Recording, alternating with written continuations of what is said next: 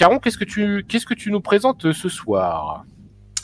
Alors, ce soir, après moult hésitations, j'ai choisi un film de 2009, Solomon Kane, parce qu'on l'avait un petit peu évoqué ensemble. C'est vrai que j'en avais un souvenir, comme quoi c'était un film sympa, plutôt de série B, mais un film sympa. Alors moi, je suis très très dur en critique, donc c'est vrai que, comme souvent, c'est un film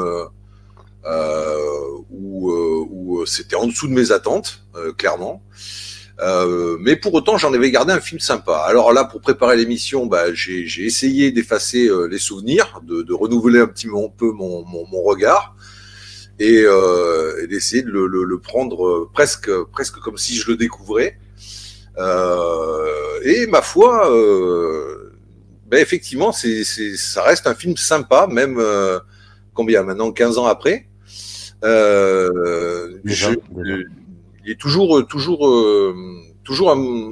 ça finit, voilà, il m'en reste vraiment quelque chose de sympa et même une réhabilitation par rapport, en tous les cas, d'un point de vue technique. Solomon Kane, en fait, ce qu'il faut savoir, c'est que c'est un héros de roman dont le papa n'est autre que Robert E. Howard, qui est donc le papa de Conan et Red Sonja. Au contraire de son frère Conan, c'est un Anglais du XVIe siècle, proche moine puritain, voire pisse-froid, et ce jusque dans son accoutrement qui est quand même très stylisé, avec un chapeau assez haut, un costume sombre et austère. Merci Jerry d'afficher quelques photos où effectivement on peut le voir. Il est affublé d'une épée longue et de 2 pistolets. C'est une sorte de paladin combattant le mal au nom de Dieu et s'abandonnant à celui-ci corps et âme dans un monde comme Howard sait les mettre dans ses romans, un monde qui est peuplé de démons, de magie, un monde un peu alors c'est pas de l'heroic fantasy, c'est plutôt du sword, ce qu'on appelle le swords and sorcery. Voilà. Ouais, on est en plein univers Conan, hein, clairement, c'est ça. Oui, hein, on est dans la fantasy plutôt que l'heroic fantasy. Vraiment plus Sword and Sorcery. Conan, il avait quand même encore un côté un peu heroic fantasy. Non, mais toujours le même profil, effectivement, quand même, d'aventurier assez badass dans un monde qui est pas très fleurissant. Voilà. Alors, le film dure 1h40 et ça cause de quoi? Solomon Kane, notre inquisiteur, pour ceux qui ont la ref Warhammer, parce qu'il est quand même, son iconisation a été vraiment reprise dans l'univers Warhammer. En Afrique du Nord, il est à la tête d'un petit groupe de mercenaires qui attaque une forteresse régie par des forces démoniaques. Et seul survivant, il finira son combat face à un émissaire du diable. Il lui échappe de peu. Et hanté par ses tueries et ayant frôlé l'abîme, il pense qu'il n'a survécu que pour faire amende honorable et tenter de racheter son âme. C'est décidé, son retour en Angleterre se fera sous le signe de la rédemption pacifique. Évidemment, ce retour en terre britannique, rongé par le chaos et en proie à des forces du mal, sera une épreuve périlleuse pour qui tente de vivre comme un homme de paix. Voilà un petit peu le synopsis, voilà un petit peu l'invitation qui est faite. Alors... pour mettre en scène Kane, alors, pardon pour certains, vous allez comprendre pourquoi, mais c'est Michael J. Bassett, un réalisateur britannique. Alors, je vais me borner à l'appeler Michael et dire monsieur, pardon à ceux que ça va froisser et qui le connaissent, parce qu'effectivement, il a fait son coming out transgenre en 2016, mais à l'époque, il n'avait pas encore fait ce coming out, donc ça me paraît plus logique de me transférer encore un peu à cette époque-là. Et de continuer à dire il et monsieur, pardon pour ceux que ça va froisser. Mais on se replace dans l'époque de 2009, hein, bien sûr. Voilà, bref. Et donc Bassett, faut savoir qu'il avait déjà réalisé 2 films. La tranchée que j'avais découvert à l'époque, qui était avec Jamie Bell, vous vous souvenez, le petit Billy Elliot. Qui jouait là-dedans, qui était un film horrifique qui se passe donc dans les tranchées de 14-18. Et ce film, je l'avais trouvé très très sympa. Pourtant, il avait vraiment une production, en tous les cas, en termes de moyens faméliques. Et j'en avais là aussi un bon souvenir. Même, je me dis, tiens, il faudra aussi que je me le revoie. Peut-être, effectivement, ça sera l'occasion d'une autre pépite une autre fois. Mais voilà. Et puis, le deuxième film qu'il avait fait, c'était Wilderness, mais que je connais pas, par contre. Donc là, en fait, il lui est alloué un budget de 45 millions de dollars. Ce qui en 2009 est quand même 2008, puisque l'année de production c'est 2008, c'est quand même un budget assez conséquent, même très conséquent. Malheureusement, le film il ne moissonnera que 15 millions de dollars en recettes mondiales, donc c'est vraiment un échec. Ce qui d'ailleurs est dommage, parce que je pense que déjà comme premier jet, je vous dis, moi j'en ai vraiment apprécié en le revoyant toute la splendeur, parce que je le trouve vraiment joli, mais je vais y revenir. Et qui plus est, c'est peut-être alors c'est vrai que contrairement à Conan, c'est une licence qui est moins connue, c'est un personnage qui est moins connu, qui avait fait son apparition dans les magazines pulp, je crois que c'est en 1928, si je dis pas de conneries. Et mais pour autant, je trouve que l'univers dans lequel il nous invite et ces personnages en couleur enfin, il y a de quoi développer dessus. Donc, c'est peut-être dommage qu'il se soit planté comme ça. Donc, c'est pour ça d'ailleurs qu'il est aujourd'hui ici. J'espère que à travers ma petite description, ça vous donnera envie de le voir et de lui donner une seconde chance. C'est d'autant plus surprenant que ce film avait de solides atouts, à commencer par son casting. James Purefoy en rôle principal, que vous avez peut-être déjà remarqué dans le film Chevalier avec Heath Ledger, qui avait aussi participé à la série Rome, qui avait eu un succès. À l'époque, c'était diffusé sur Canal+. C'était le début de l'ère où les séries commençaient à attirer d'ailleurs des réalisateurs de cinéma, etc., où d'ailleurs les moyens étaient mis en face des séries. Rome, qui était une très très belle série. Ou alors vous l'avez peut-être vu aussi, sa silhouette de beau gosse dans le clip Dangerous de David Guetta, où il incarnait un pilote de Formule 1. Voilà, il y a aussi donc Rachel Hurd-Wood. C'est la Wendy du Peter Pan de P.J. Hogan, vue dans Le Parfum aussi, Histoire d'un meurtrier, ou encore dans Le Portrait de Dorian Gray, qui là aussi c'est des films plutôt série B, mais qui étaient vraiment pas mal.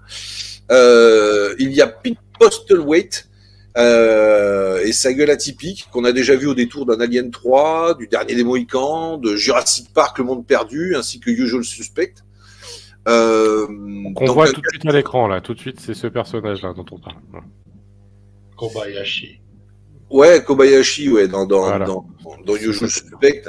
Il y a aussi Alice Krige, qui a été admirée dans Les Chariots de Feu. Alors, ça remonte un peu pour certains. Peut-être d'autres qui sont fans de science-fiction l'auront aperçu comme reine des Borg dans le Star Trek Premier Contact. Il y a Jason Flemyng, qui a été découvert dans Arnaque, Crime et Botanique, puis confirmé dans Snatch, qu'on a vu aussi dans la Ligue des Gentlemen Extraordinaires aux côtés de Sean Connery, dans Kick-Ass, dans X-Men Le Commencement, ou encore Le Choc des Titans. Donc des acteurs déjà quand même plutôt sympathiques, plutôt un casting riche. Et je vais pas oublier le grand Max von Sydow, à la carrière prolifique qui s'étale de 49 à 2021. Exactement. Près de 80 films, qui a tourné avec les plus grands. Enfin, Max von Sydow. Enfin voilà, pour moi c'est quand même une légende. Oui, clairement. Et donc vous le remarquez dans ce casting, comme effectivement le réalisateur est britannique, on a un casting très britannique, mais qui est servi par des acteurs qui, pour l'essentiel, sont quand même des acteurs shakespeariens, donc une grande école qui nous a donné quand même des acteurs avec un volume et une qualité de jeu non reniée. Voilà. Après, dans les autres atouts et non des moindres, on a le directeur de la photo Dan Lostsen.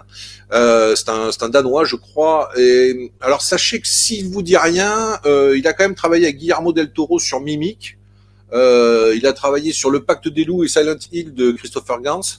Il a travaillé plus récemment sur John Wick 2 et Parabellum. En gros, c'est pas une tanche, quoi, hein, en directeur photo. Alors, là encore, hein, je vous renvoie aux images qui passent.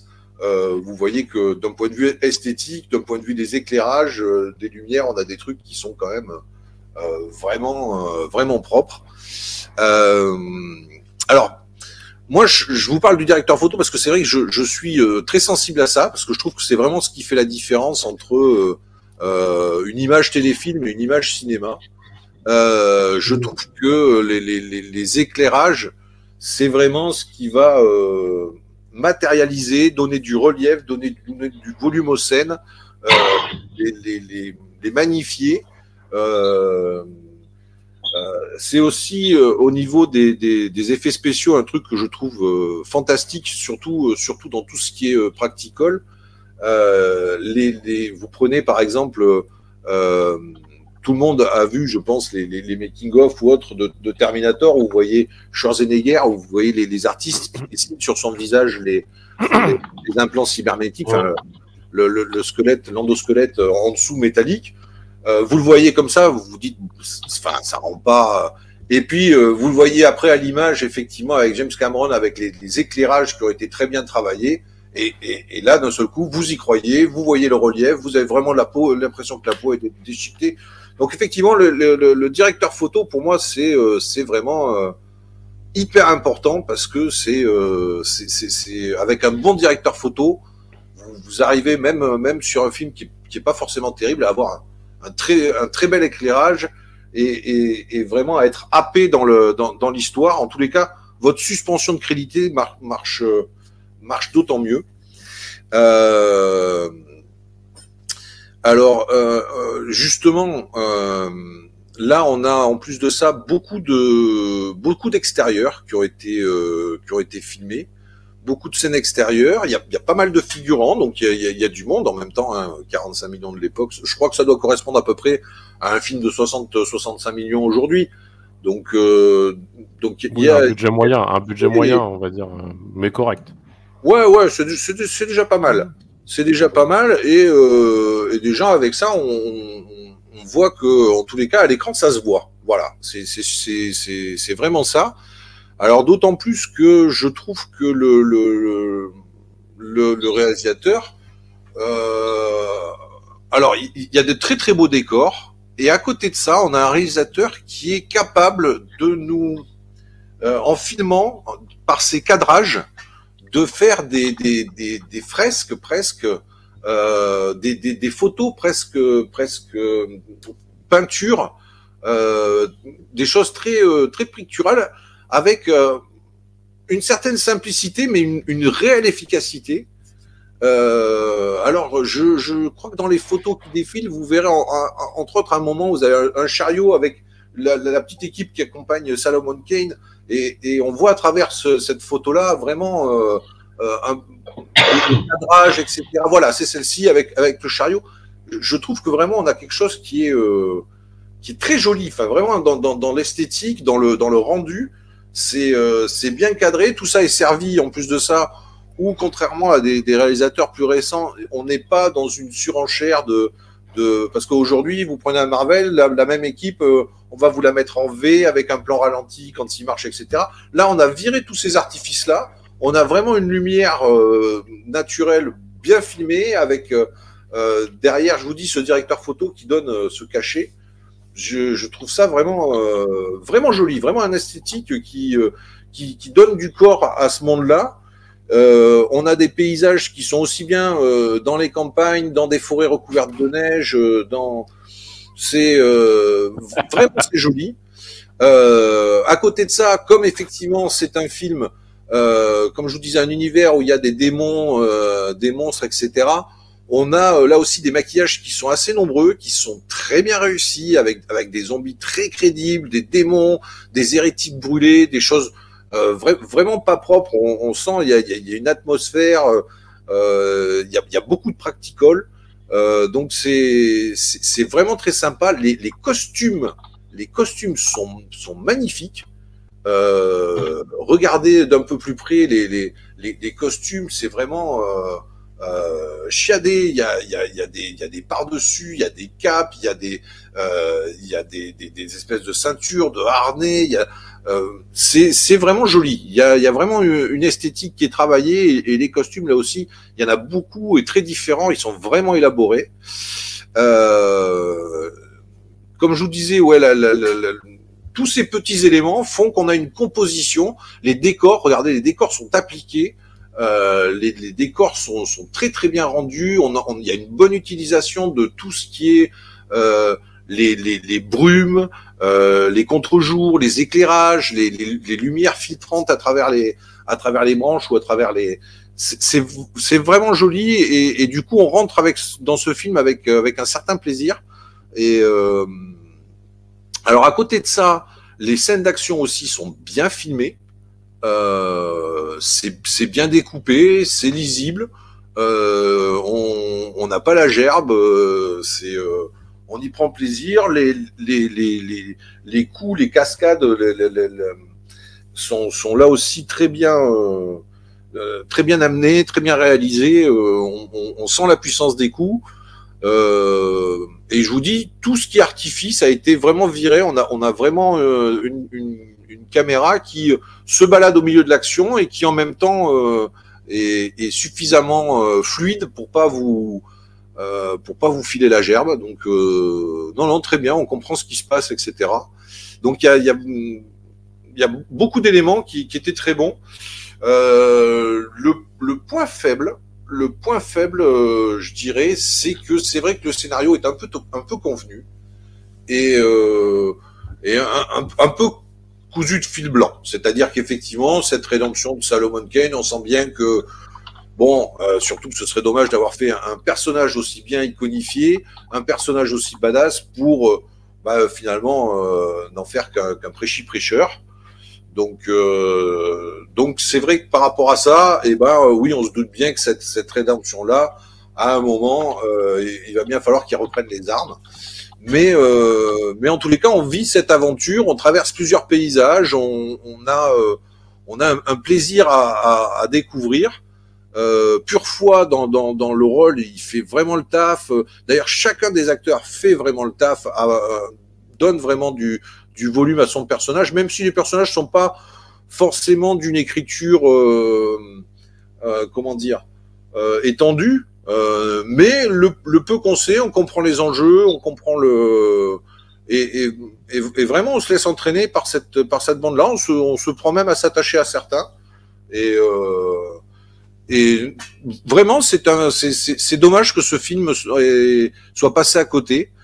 N'ait pas réussi à attirer plus de spectateurs. J'ai pas vraiment l'explication, parce que j'ai pas vu de sortie en simultané qui pourrait lui faire de l'ombre. Alors quelques mois plus tôt, quelques mois plus tard, oui, effectivement, il y avait des gros clients, mais le moment réellement où il sort, parce qu'il sort en septembre 2009, si je me trompe pas. Alors c'est un peu bizarre d'ailleurs, parce qu'il y a une sortie d'abord européenne, puis ensuite aux États-Unis. Ouais. Mais en tous les cas, il y avait ce qu'il fallait pour faire mieux que ça, parce que 15 millions de dollars de recettes mondiales, c'est vraiment faible. Et encore une fois, c'est vraiment dommage, parce que il y a un antagoniste qui est pas mal, qui est pas révélé de suite, puisque c'est plutôt comment dire, quelqu'un qui tire les ficelles dans l'ombre et qui envoie des démons pour se battre à sa place. Pour autant, lui aussi, l'antagoniste est très bien stylisé. Jason Flemyng l'incarne très bien. D'ailleurs, c'est marrant, parce que c'est vrai que c'est un acteur qu'on a plutôt l'habitude de voir dans des rôles plus effacés, plus secondaires, mais pas comme ça de grands méchants. Et il le fait bien. Et alors, le petit truc aussi en plus, c'est que, donc, comme j'ai parlé des effets spéciaux avec beaucoup de practical, beaucoup de maquillage, et c'est très bien fait de ce côté-là, j'avais un peu peur parce que forcément, sur certains démons, on fait appel à du CGI. Et franchement, grosse et bonne surprise, le CGI est vraiment, vraiment bon. C'est-à-dire que même aujourd'hui, il est crédible, il est bien foutu, il s'insère parfaitement dans le décor et dans l'action. Vraiment, on n'est pas déçu. Vraiment, on n'est pas déçu. On se dit, tiens, j'aurais pensé que ça aurait beaucoup plus mal vieilli que ça. Et du coup, dans quelles circonstances tu l'as découvert, toi, ce film? Ben moi, je l'ai découvert à l'époque quand il est sorti, parce que effectivement, Robert Howard, c'est, enfin voilà, papa de Conan, etc. J'avais qu'une envie, c'est de voir effectivement une adaptation d'un de ses romans au cinéma. Et alors, comme je vous dis, Solomon Kane, moi aussi, je le connaissais beaucoup moins, en tous les cas à l'époque. Et vraiment, je l'ai quasiment découvert quand j'ai découvert le film. J'avais pas de, c'est peut-être l'avantage aussi, mais de toute façon, je fais vraiment la part des choses entre un roman et puis son adaptation au cinéma où les codes sont pas les mêmes, ou beaucoup de choses. Enfin, en même temps, si c'est juste pour adapter plan par plan un roman, je suis pas sûr. Bien sûr. Mais donc, je sépare souvent les deux, donc ça aurait pas été un problème. Mais en tous les cas, non, j'avais découvert un personnage intéressant où je pensais que du coup, il y aurait peut-être des suites, en tous les cas que la licence aurait perduré. Puis bon, cet échec a fait peu. Après, mais du coup, tu disais tout à l'heure, alors je te coupe pour essayer de comprendre certains trucs. Tu disais tout à l'heure, ça a été un jugement qui a été revu de ta part, puisqu'au départ, c'est vrai que, alors, pour être tout à fait franc, on en a parlé la semaine dernière. C'était moi, c'est un film que j'aime énormément. On en a discuté et t'étais pas forcément très chaud au départ, et tu l'as revu et c'est là que tu t'es refait ton avis finalement. Moi, ce qui m'intéresse à savoir, c'est qu'est-ce qui te plaisait pas à l'époque et au final, pourquoi ça te plaît aujourd'hui? Alors, qu'est-ce qui me plaisait pas à l'époque? On n'est pas très. C'est pas qu'il me plaisait pas, puisque j'en avais gardé un bon souvenir. C'est que déjà, ce souvenir, 15 ans, ça commence à faire, hein, donc ça faisait longtemps que je l'avais pas vu. J'avais ce souvenir que j'en avais gardé un bon souvenir. Après, comme je suis particulièrement critique, c'est vrai que à chaque fois, j'attends des fresques vraiment épiques. Enfin, il me faudrait presque un Seigneur des Anneaux à chaque voyage. Qui plus est, c'est vrai qu'il y avait eu. Moi, je suis un grand fan du 13e guerrier de McTiernan. Et justement, je trouve que dans la création des décors, dans la direction de la photographie, dans la réalisation, on a une certaine proximité. Donc, film qui a toute sa place ici, hein, d'ailleurs, dans une émission comme aujourd'hui, le 13e guerrier, parce que c'est pas non plus un film connu de tous ou apprécié de tous, mais en même temps, c'est un film qui a eu tellement de problèmes aussi, et que enfin, qui a été renié entre guillemets par magnifique, quoi. Parce que sur le scénario de Christian, a tellement pourri la vie de McTiernan que bon, bref. Je vais pas. Non, mais tout ça pour dire qu'il aurait pu se retrouver dans une émission comme Les Pépites, parce que pour le coup, moi, je trouve que c'est un film qui vaut vraiment, vraiment le détour. Oui, moi aussi, clairement. Et du coup, qu'est-ce qui fait qu'aujourd'hui, aujourd'hui ou même avant, mais quel est, on va dire, les éléments principaux qui font que ce film retient toute ton attention et que tu prends du plaisir devant? Eh ben, vraiment, c'est ce côté esthétique. Il est vraiment beau. Il est vraiment beau. C'est vraiment au niveau des moyens, au niveau des costumes, encore une fois, des décors, de la fabrique de l'image. On a vraiment quelque chose qui esthétiquement est très réussi. Il y a du dépaysement. Et je vous dis, on dirait certains tableaux. Il y a des moments où on dirait vraiment des tableaux, alors ça, sans être dans un tableau, on se dit, bon, c'est une peinture, on n'y croit pas forcément. Là, non, c'est un tableau dans lequel on est plongé, et il y a vraiment ce côté esthétique qui est vraiment soigné. vraiment les personnages, et c'est pour ça que ça a été vraiment un plaisir de le revoir, parce que vraiment les personnages sont bien joués, c'est pas ridicule, on n'a pas de surjeu, on n'a pas de surenchère, on a de l'efficacité et un esthétisme soigné. Donc ouais, je l'ai redécouvert vraiment avec plaisir. Ouais, il y a ces petites faiblesses de scénario où je vous dis quelque part, bon, on s'y attend un peu. Il n'y a pas non plus de grandes surprises. Le méchant est méchant, c'est un démon. Hein. Le gentil est torturé. Enfin, le héros est torturé. C'est un héros un peu sombre et puis même au départ même très austère parce que vraiment il a ce côté moine. Très et puis on commence l'aventure où après avoir perdu, enfin on voit le début où effectivement il perd son groupe un peu de mercenaires avec lui. Bon après c'est vrai que bon le fait de suivre un personnage, on se dit putain il est hyper iconifié, il est hyper badass et puis il est pacifiste. Oh putain.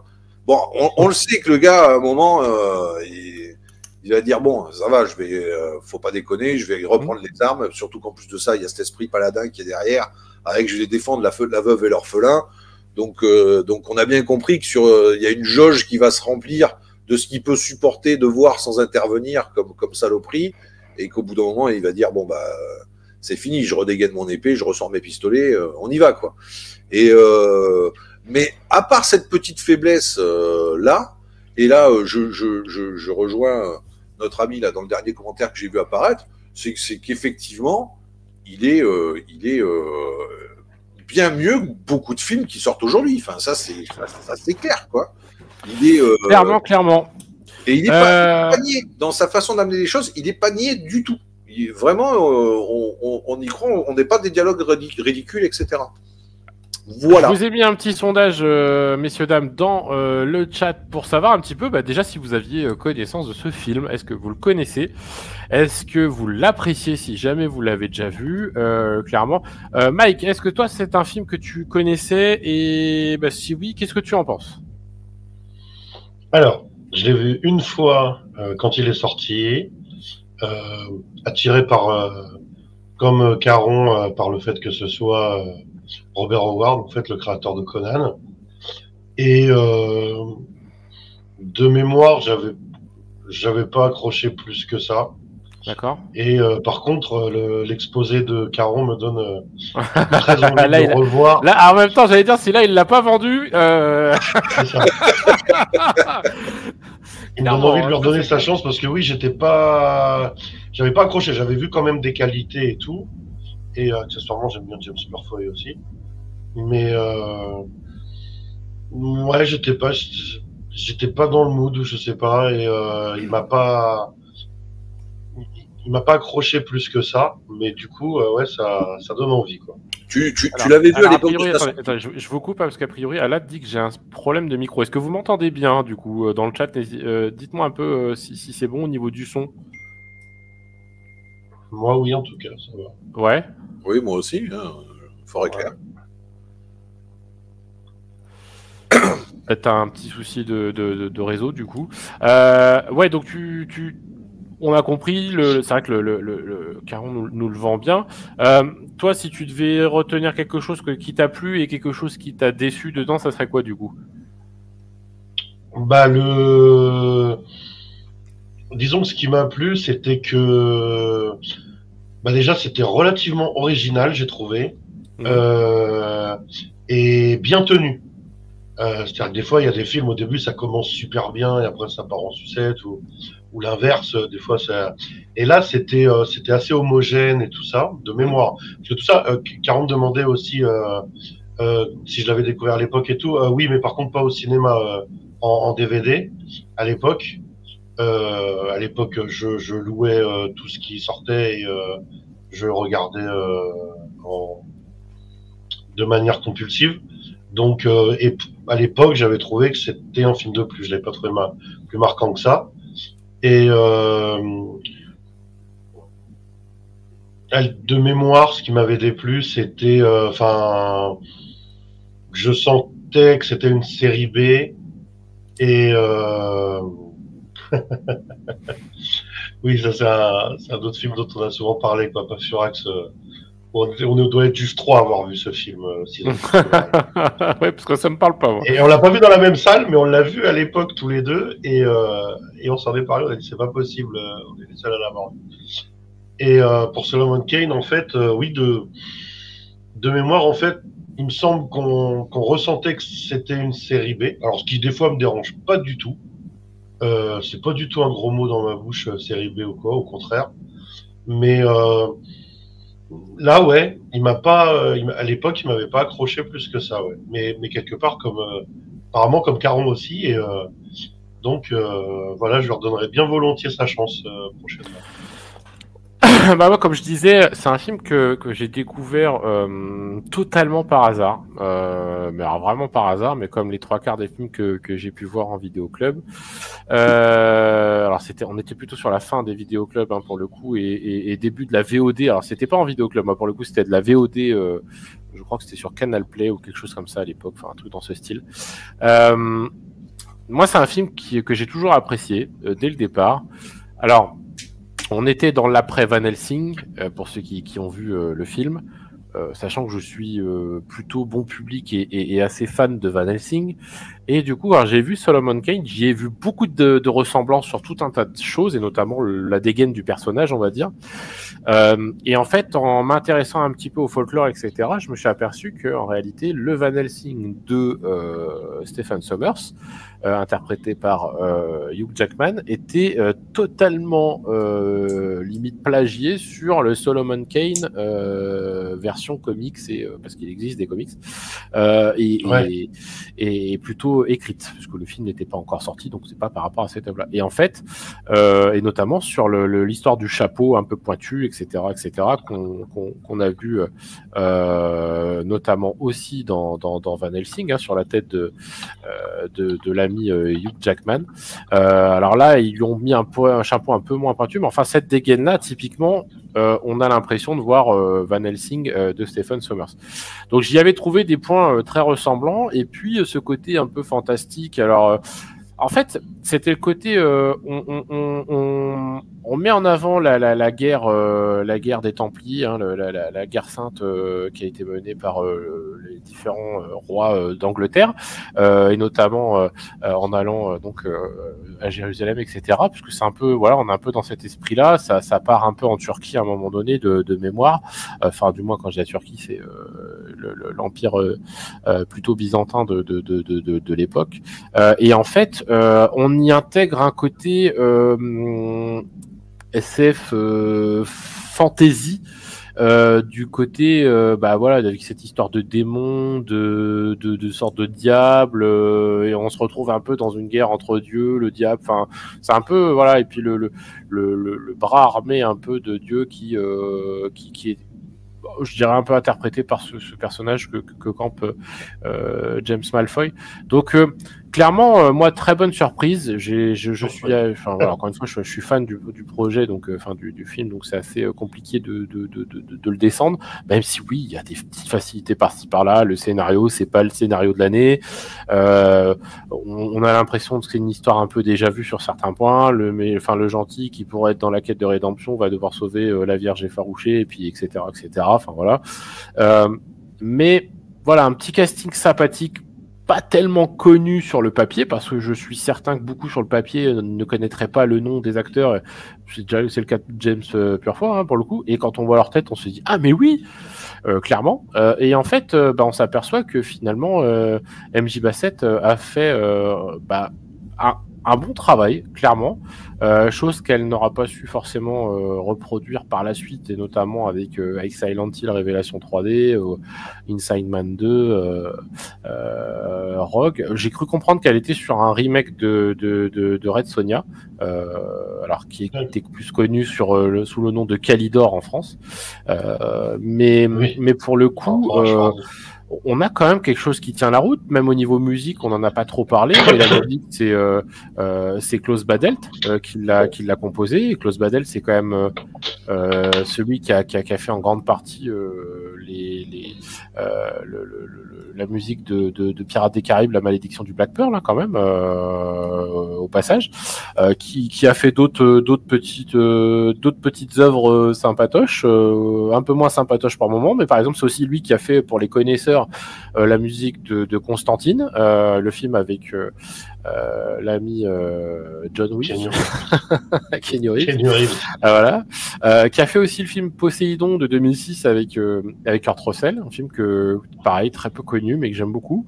Voilà, le film Tortue Ninja en film animé de 2007, qui a même fait, pour ceux qui connaissent pas, Starship Troopers 3, qui est un direct tout DVD pour le coup. C'est un peu moins glorieux, ouais, c'est un peu moins glorieux, mais bon, malheureusement, voilà. Et puis qui a fait Basic de McTiernan avant ça, etc., qui ça c'est énorme. 19, c'est quand même pas rien. Enfin, on parle pas d'un Pinocchio, hein, c'est quand même quelqu'un qui maîtrise son sujet. Solomon Kane, c'est, comme tu disais, 45 millions de dollars de budget. C'est par contre un flop, malheureusement, à l'époque où c'est sorti. Ça n'a fait que 15 millions de dollars de box-office. Alors après, c'est un film un peu particulier parce que pas de grosses maisons de production, parce que c'est Davis Film, Czech Anglo Production et Wondery Star Pictures qui ont fait ce film, qui sont très peu connus. Ça a été distribué par la Métropolitaine Film Export. Je pense que le gros défaut du film, c'est qu'il n'y a pas eu de com autour du film. Moi, je l'ai découvert, j'en avais jamais entendu parler, clairement. Même quand c'est sorti au cinéma, franchement, voilà, inconnu au bataillon, le truc. Donc je pense qu'il a pêché par ça parce que clairement, il y avait vraiment, je pense, quelque chose à faire. Comme tu le disais, Caron, tout à l'heure, il y a des très beaux effets spéciaux. Ça tient encore la route aujourd'hui. L'histoire, il y a plein pire qui est sorti après, hein, donc clairement. Après, je pense aussi que faut se remettre dans le contexte, c'est-à-dire que des années 2002 à 2010. C'est aussi l'avènement des effets spéciaux. Souvenez-vous, c'était quand même aussi un peu le début des X-Men, le début. Il y a eu Van Helsing, il y a eu des films quand même avec des gros budgets, des gros effets spéciaux, des scénarios peut-être en dessous, un peu en deçà, mais où derrière il y avait vraiment. C'est pas tout à fait un heroic fantasy. Ouais, c'est pas vraiment de l'heroic fantasy au sens Tolkien du terme. C'est plutôt ce qu'ils appellent un swords fantasy. C'est un petit peu différent. C'est vraiment plus proche d'un Conan, plus proche. Enfin, il y a des armes à feu. Il y a on est plus. C'est assez réaliste malgré tout. En dehors du côté SF de la chose, c'est-à-dire avec les démons, le diable, etc. Tout le reste, c'est ce qu'on a pu. Enfin, c'est intégré dans l'histoire du monde, hein, puisque les Templiers, etc., ou les différentes guerres qu'il y a pu y avoir, parce qu'on est à peu près dans cette époque, hein, c'est une époque assez moyenâgeuse, voilà, des choses qui ont existé, donc fantasy, oui, voilà, Sword, clairement, on pourrait même aller, je dirais, on serait pas trop loin d'un univers donjons et dragons sur certains trucs, comme tu disais, ce côté paladin un peu... je trouve que c'est plutôt bien imagé, mais bon, enfin bref, en tout cas tout ça pour dire que pour le coup, moi c'est un film que j'adore, donc je vais pas pouvoir en dire du mal, hein, clairement, même si encore une fois je suis conscient que c'est pas un chef-d'œuvre, mais clairement quand on voit ce qu'on nous sort aujourd'hui, je me dis je suis content que des films comme ce film soient réhabilités avec le temps, quoi. Alors oui, il y a un film sur les Templiers avec Nicolas Cage, en effet, le dernier Templier, ouais, quelque chose comme ça, qui était pareil en direct ou vidéo, mais pareil, qui était pas trop dégueulasse. Si je ne m'abuse, il n'y a pas aussi Hayden Christensen aussi dedans? Oh, c'est bien possible. Oui, il me semble que oui, à vérifier. Je vous laisse vérifier dans le chat. Mais il me semble que oui, il y a Hayden Christensen aussi dedans, de mémoire. Très bon acteur qui malheureusement n'a pas eu la carrière qu'il méritait. Merci en tout cas, Caron. Ouais, Mike. Oui, excuse-moi. Il y a un élément dont on n'a pas parlé, c'est produit par Samuel Adida, aussi, le Solomon Kane. Donc, il a produit True Romance, Crying Freeman de Christophe Gans, des films comme ça, des films indépendants, mais en général plutôt de bonne qualité, de bonne facture. Killing Zoe de Roger Avary aussi, Freeway de Matthew Bright qui est génial.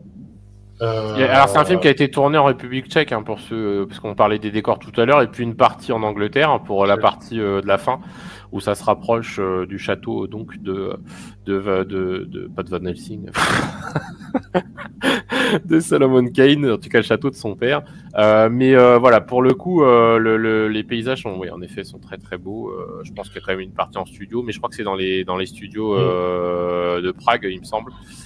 Pour les trucs, et puis après voilà. Mais c'est pour répondre à Papa Furax qui disait voilà, c'est dingue de ne pas faire des promos d'un film qui coûte quand même 45 millions dans le même genre de film, et que j'adore, et que je trouve que c'est un film trop sous-coté, et qui pareil c'est John Carter de Mars. Typiquement, gros budget aussi derrière, ça a fait un méga flop, Disney, mais ça a été un auto-sabotage de Disney eux-mêmes en fait. Enfin, c'était une histoire d'ego entre anciens présidents et nouveaux présidents de Disney, donc c'était histoire de casser un peu ce qui avait été fait par le précédent, et on est typiquement là-dedans, donc comme quoi c'est pas une nouveauté, hein. Merci Caron pour cette présentation, pour ce super film que j'adore.